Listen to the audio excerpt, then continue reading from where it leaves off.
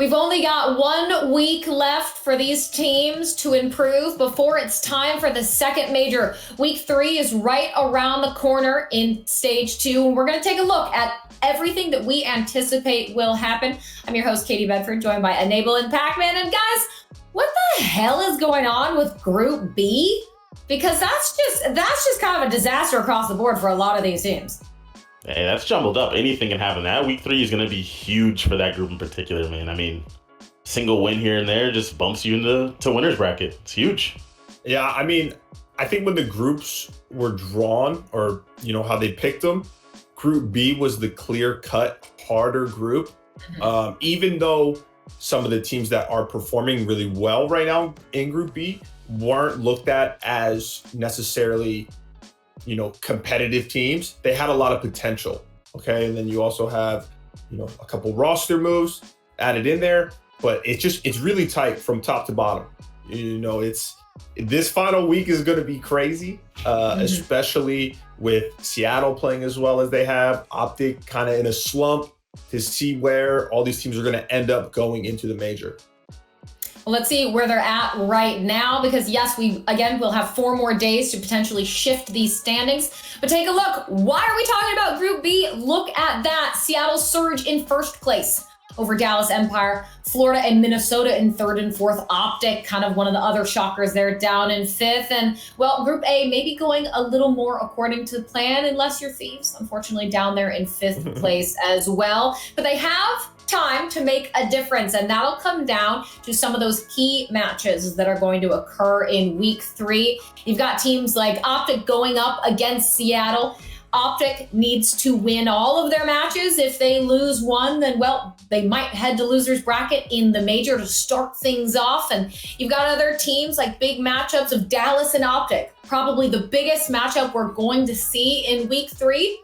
And other teams like Thieves and Guerillas, the battle for LA and also the battle of the burgers, they're not doing very good, but just some of those matches that we can anticipate coming into week 3. Now, Enable, Pacman, let's talk a bit about some of those key games. OpTic and Seattle, I just touched on it, but OpTic, if they lose at this point at all, they're guaranteed a loser start in Major 2, Ian.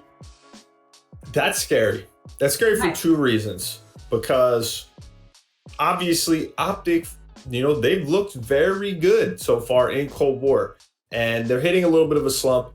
It would be horrible for them to have to start this major in losers, I think, for their mentality, right? And their look. Because, I don't want to say, it's way too early to say roster changes or anything like that. But if they lose to Seattle, which right now Seattle is on the up and up, and we've talked about OpTic, they haven't looked too hot. They didn't win a map last week. So if they start losers and say they end the second major out of the tournament early, who knows what their mindset is moving forward.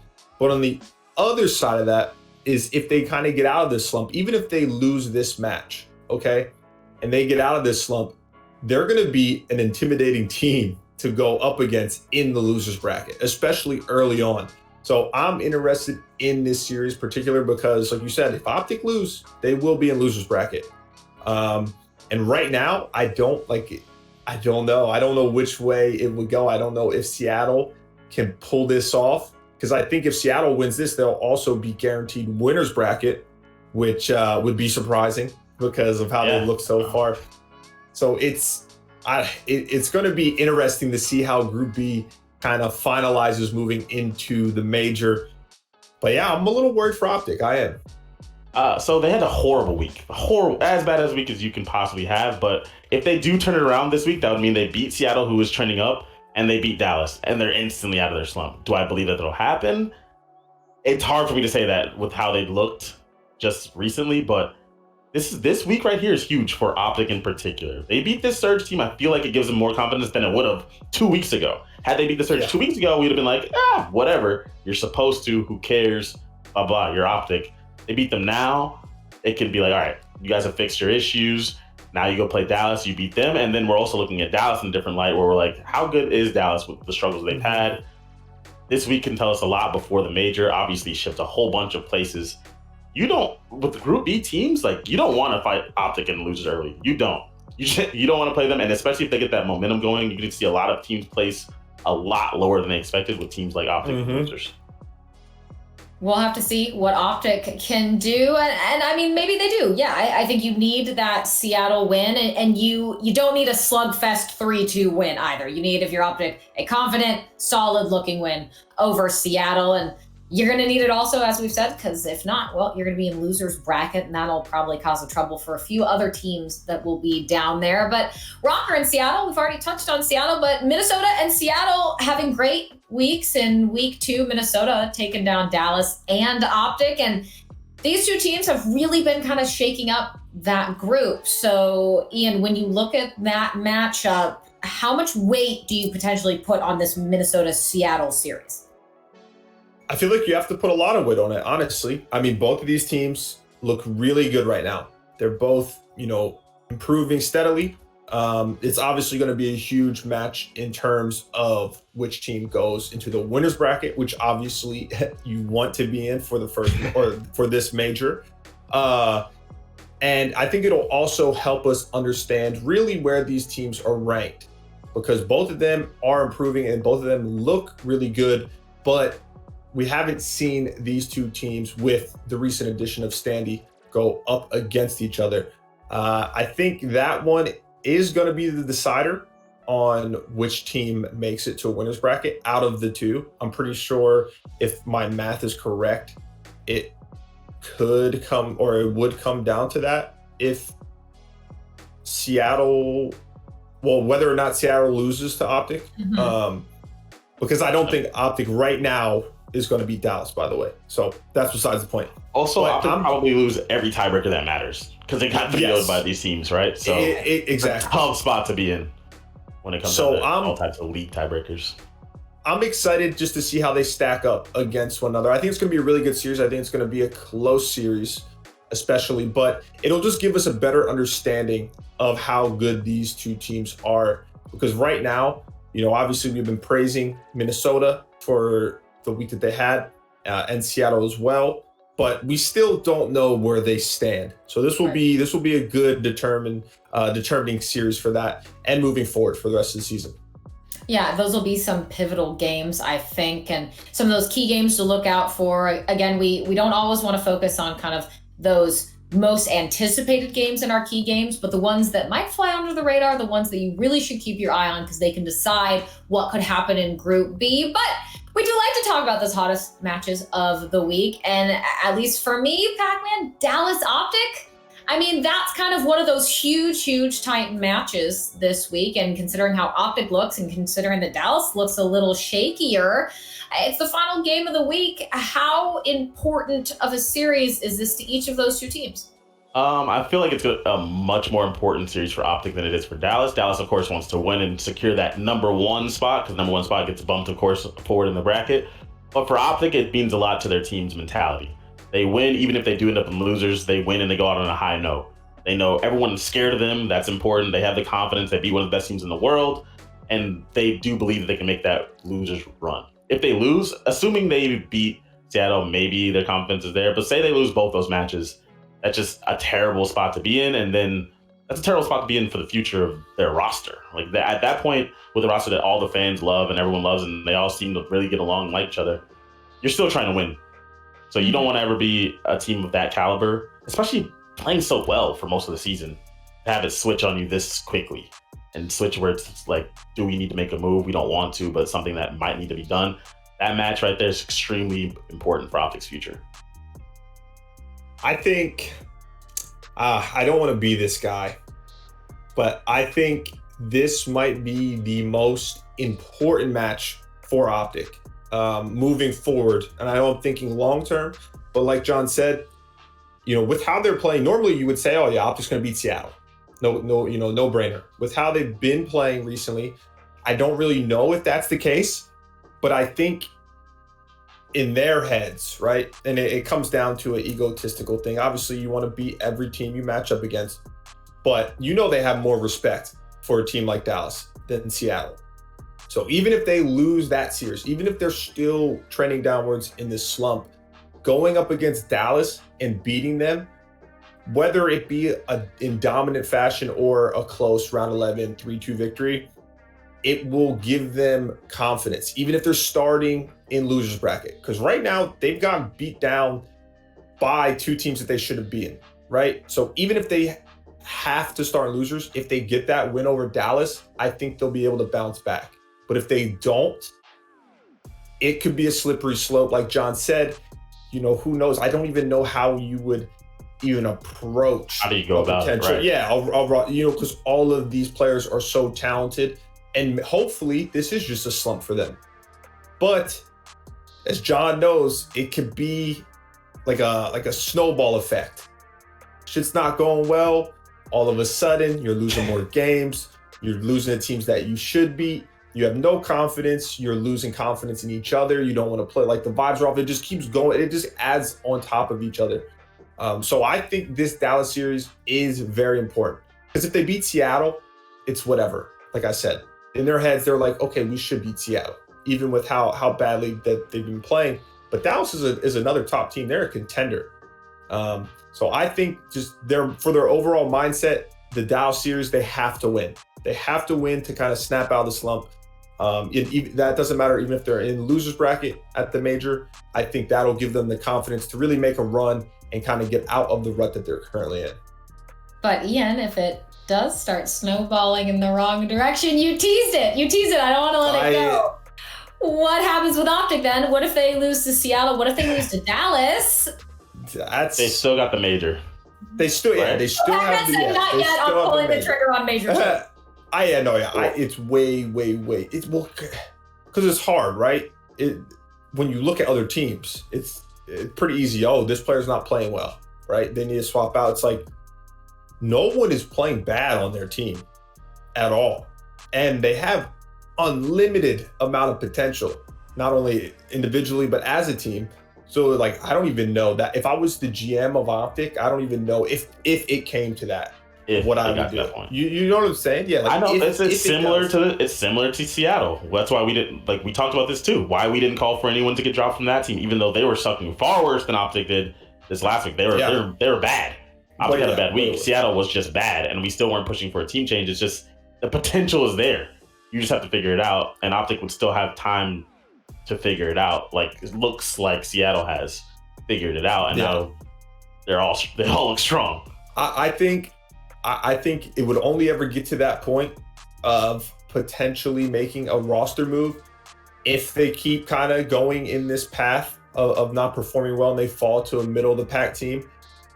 But more importantly, if there's internal issues, right? And like the vibes are off and maybe players don't want to play with each other. Every time I watch the streams though, when they scrim, they all look like they're having a good time. Yeah. So I think this is just going to be something that they have to kind of get over. They got to figure it out. Who knows if there's going to be a meta change in the coming future? I don't know. We don't know that yet, but I think this is something that they will get over. But they definitely need to stop the bleeding ASAP, because you don't want it to get out of hand. That's the biggest thing at the end of the day. You don't want it to get out of hand where, boom, you lose. You're in losers bracket of the majors. You get bounced early, because then everyone starts thinking, and you don't want to have that in the back of your head at all if you're OpTic. Well, yeah, understandably, you don't have to start thinking yet, but we'll see how it plays out for them. There are, however, gentlemen, some organizations that do need to be thinking really, really hard about what they're doing with their rosters. And a lot of those rosters probably need to change. So orgs most in need of change. I want some spicy takes for you guys. Who's got to go? What teams have to make a change? Let me go first, John.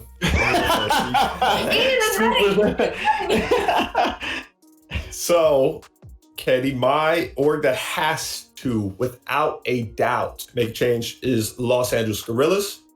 It's clear cut. They're 0-3 currently.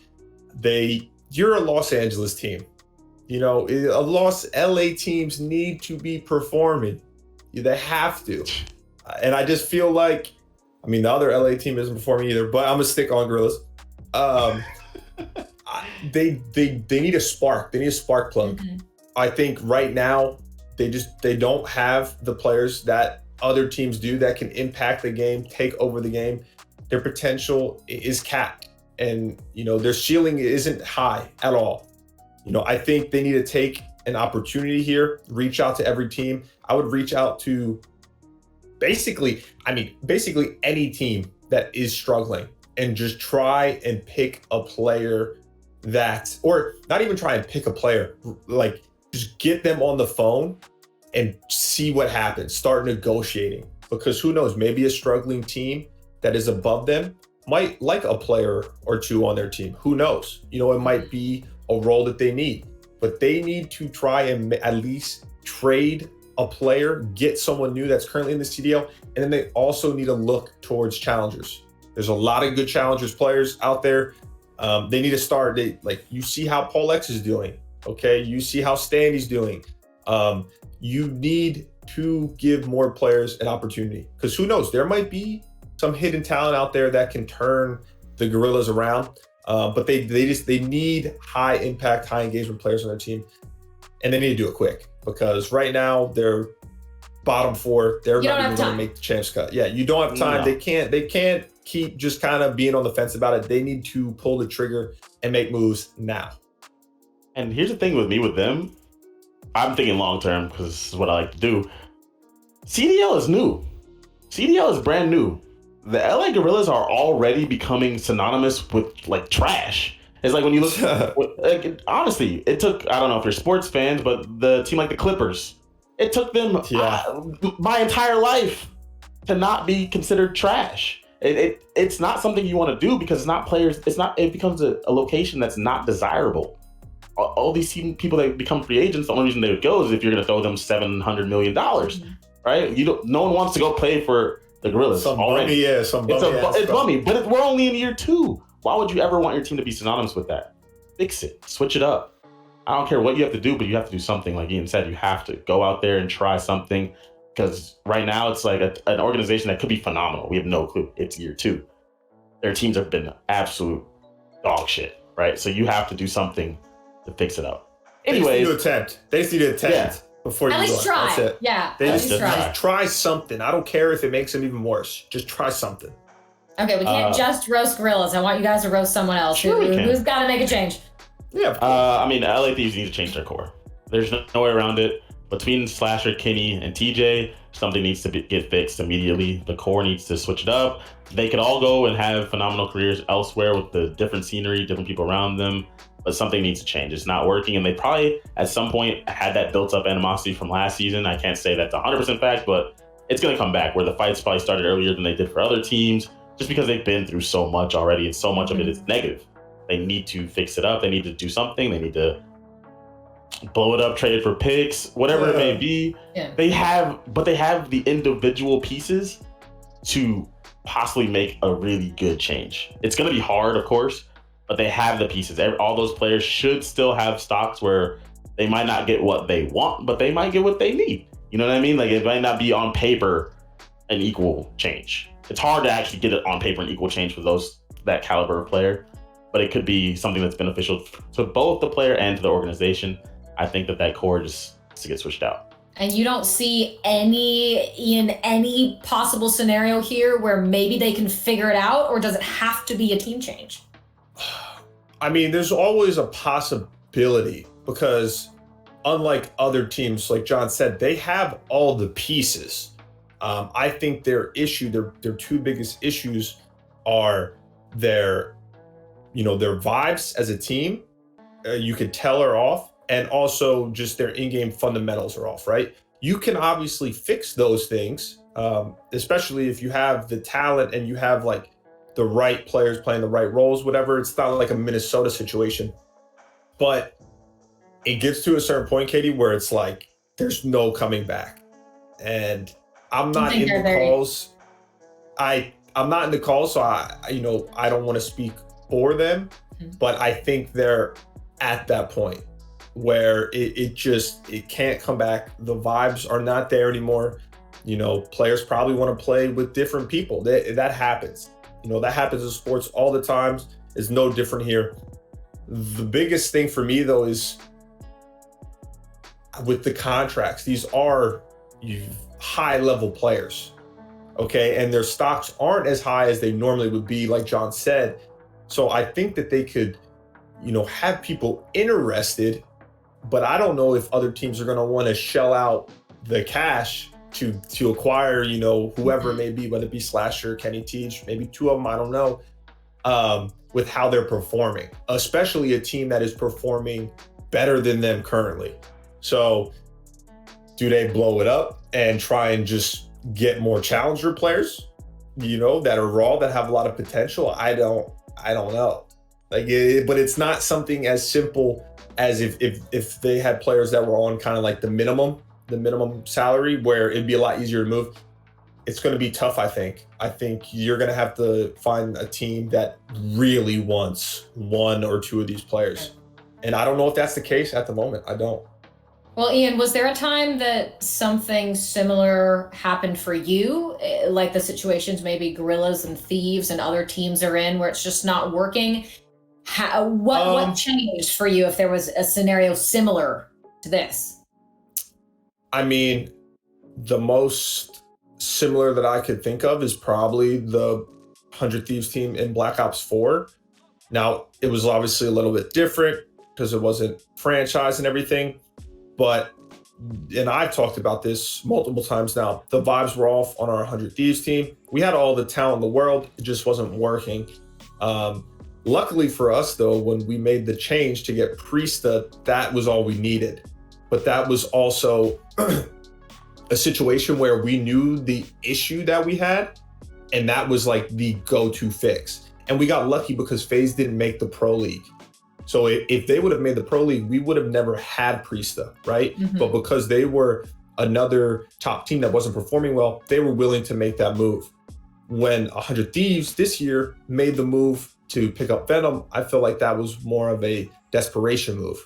It wasn't like, oh, Venom is what we need, and this is going to solve our issues. And on the other side of that, when you look at the other quote unquote top teams in the game and teams that have top players on them, none of them are really doing bad right now. So you don't really have an opportunity if you're LA Thieves to kind of scoop someone up. We got lucky. So it's like, I don't know. John might have a better answer. No, that's a good one. But there's that difference with that one, the franchising and how much easier it was, and them getting really lucky that somehow a team with Priesta and Celium and Zuma didn't make the Pro League. But also that game had specialists. That game had specialists. So when they brought him in, they brought in a grapple player, which was very specialized position to play. It was hard to do. Like, it's hard to be effective in, and they got one that was really good. And it helped the team that already had the talent get there. In this game, you're just picking up another player. They all do the same thing. It's a little bit different, and it's just, that one's, I mean, when you make a one-player change, often it is just going to be a little bit lucky. If you're struggling that much, usually it's more of a team dynamic type of situation. A one-player change is like Minnesota. Like where that's what I'm saying is Minnesota, they knew our pacing is off. We're too slow as a team. If we so in their heads, like, okay, if we bring in this aggressive sub player and move Priesta to a flex to slow him down a little bit, obviously you don't know for sure if it's going to work, but you have an idea. And that's why you've seen their improvement relatively quickly. But then when you look at the Thieves, like I said, maybe Temp was playing the worst, maybe, but what does bringing in Venom do?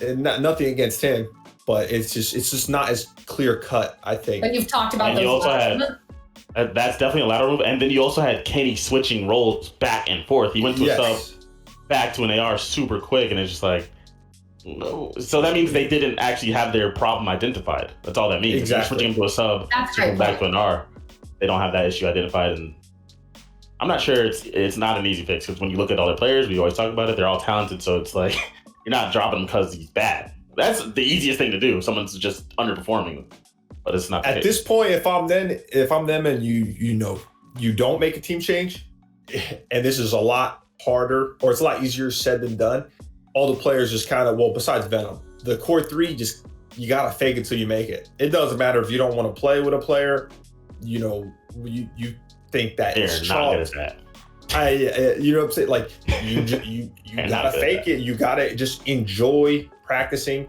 Like, don't be negative in any scenario, and just really try to improve. and stay positive. Not saying that's going to do anything, but that's the only other thing they can do. Because if they don't make a team change and they keep going down this road, it ain't gonna be pretty. It ain't gonna be pretty at all. They're gonna have to sign me on a 14-day. We're gonna make it happen, Ian, and then we'll have you back on the show to talk about how everything went. Who knows? Maybe bring Ian on, guys. But Thieves, Guerillas, we singled out LA. I'm sure there are other teams that could potentially use some changes, whether it's a Paris, maybe a Toronto again, someone else. We don't know. But LA, please figure your shit out, both of these teams, so that we can get a couple more exciting matches out of you. Speaking of matches, teams, players, one to watch, we always like doing this. And I know you guys kind of switch sometimes between orgs or players. So Pacman, is there any player, any team going into week 3 that you say, keep your eye on this person in particular? Well, I'm making the claim that Seattle is going to be in the winners final, so I got to back that up somehow. I'm going to keep my eye on Prestinni. If Prestinni's playing well, consistently, he's proven that whatever the heck the meta switch was, it didn't get to him. Now there's going to be an update to the 74 and whatever it may be. But if he's playing well in this upcoming week, they're going to be in winners finals. Quote me on this. If they win those games and he's doing his thing, that might be your first pick. That might Seattle's be your first good pick so far. Seattle's going to be in winners finals. Now, mine's obviously the better pick, but the player that I am watching this week has to be Dashy. And I feel like I've been kind of talking about him a lot, but I think he's going to use the last week, not only OpTic's poor performance as a team, but his poor performance individually. And he's going to grind his ass off, and he's not going to let it happen again. Because, from what I was watching too, Scump was playing fantastic. Envoy, they were all playing okay. But Dashy needs to be back at that superstar level, the player who doesn't miss, you know what I'm saying, who really just takes over damn near every game when it comes to getting kills. And I think he's going to figure it out. Whether or not, I don't know if there's going to be a meta change with the recent update. John or Kitty, I don't know if you guys know if they're going to be playing. I don't know. But regardless, I think he's going to figure it out. I think he's going to have a great week. OpTic will get out of the slump. Because of that, I think he might just will them to victory, at least in one series, and kind of get them back on the right track. Because if he doesn't, I don't know. They might just be downhill. But I'm confident in him. I'm confident in him to turn his individual gameplay around and help OpTic get back on the right side of things. That was a good one. Mine was better, but that was a good one. I don't know, Pacman, I do like that. I think Seattle, that winners final, and kind of watching out for them. I mean, they've been trending up, and I agree. Prestinni, when he is on and he's confident in himself, he is phenomenal. He looked good. Also be inconsistent. So can Prestinni figure it out? Dashy, we've seen how good he is, and can he get back to that? I definitely think he can. Whatever internally, OpTic, I'm sure they're trying to figure it out. So those are the ones to watch, but people loved it when we did it last time, so we're going to do it again. Your boldest prediction for the week. When you look at these matches, do you have a spicy take? Maybe like a Seattle winners final level take? Ian, look at this week. Give me something spicy. Okay, I have a combo answer, kind of. And the first one won't seem that spicy, but I think Minnesota is going to beat Seattle. Okay, and then I'm packaging that with OpTic parlaying. OpTic beating Dallas, and then Minnesota getting the first seed going into the major. Ooh. I'm over here doing like the chalkboard meme, trying to figure out what the hell you're talking about. But you're basically saying a series of events to lead to Minnesota first seed. Because that would make Minnesota 3-2, Seattle. Well, I guess it wouldn't even matter, right? Because if they were all 3-2, oh, well, damn, I don't know. Actually, I might have overthought that. I don't even know if that's possible, but that's still my bold prediction, man. Pacman, well, we have a bold prediction from Ian. What do you think? What's your spiciest take for this week? Well, I mean, I guess it kind of has to be out of Group B. I guess I gotta go with I just see Seattle winning, being in winners finals. I don't know. I feel like they're gonna go 2-0 again this week.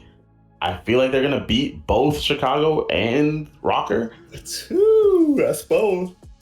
And I also believe that Toronto is gonna go 2-0 as well. I have a feeling that Toronto's gonna be Toronto's gonna go 2-0? Well, they play the Ravens, and that's a pretty solid opponent. That's a good way to start. It's a good way to get some confidence in your belt. And then they play New York, who has been just basically cruising.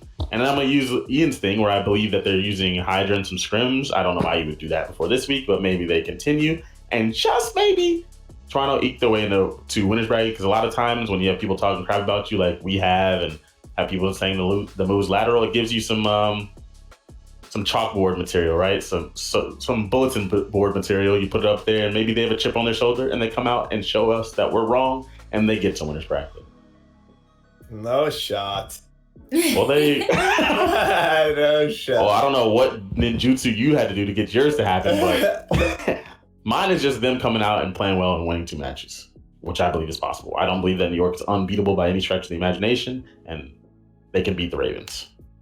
The producers just nudged me while you guys were talking and said that I have to give a spicy prediction. And my knee jerk really was to say that someone's gonna upset Atlanta, but I mean, there's just no shot that London does that. I know that they play Atlanta on Sunday, and there ain't no shot. So I don't know. I gotta sit here and think. They gotta lose eventually, right? There's no way they go. Yes. Oh no, there's no. I agree. At some point, the Titans will fall to someone. I just don't think it's going to be London. So if I have to give a spicy take, I'm gonna say that Florida takes down Dallas on day number 1. They looked really good this week. They got a win over OpTic. I think Big Wake, he's looking incredible. Skies seems a bit more consistent now and making some of those big plays. And Neptune, he's kind of my question mark on that team. I've seen good things from him. I've also seen pretty lackluster things from him, but he seemed solid right now. So I don't know. If I had to say one, Florida, I think they can do it. We consistently talk about how high their ceiling is. So I don't know. I think that if I have to expect anything, maybe Florida gets one up on Dallas, since we've seen that Dallas, they don't look flawless. So I don't know. I think maybe Florida can take it. That would shake some things up. That would change things. In Group B, with Florida, Seattle, Minnesota. I don't even know. That would be good for my prediction. That is because then when Seattle goes 2-0 and Dallas loses, that puts Seattle in the 1 spot. And bada bing, bada boom. Winners finals. Group B is going to be interesting to watch this last week. I'm excited for it. Yeah, I don't think we expected Group B to be as crazy as it is, folks, but it's COD. And if we know anything about Call of Duty, any team can beat any team on a certain day if they're really feeling themselves, if they come out hot. And well, Group B, a great example of that. Who knows who is going to end up in winner's bracket from them? Who's going to go in losers? Could it be OpTic? Well, after the week is over, we will see where everything falls. And then you'll get all of our predictions going into the major, and we'll see what happens with these teams. Week 3, 1 more week before the major. We'll see how everything ends.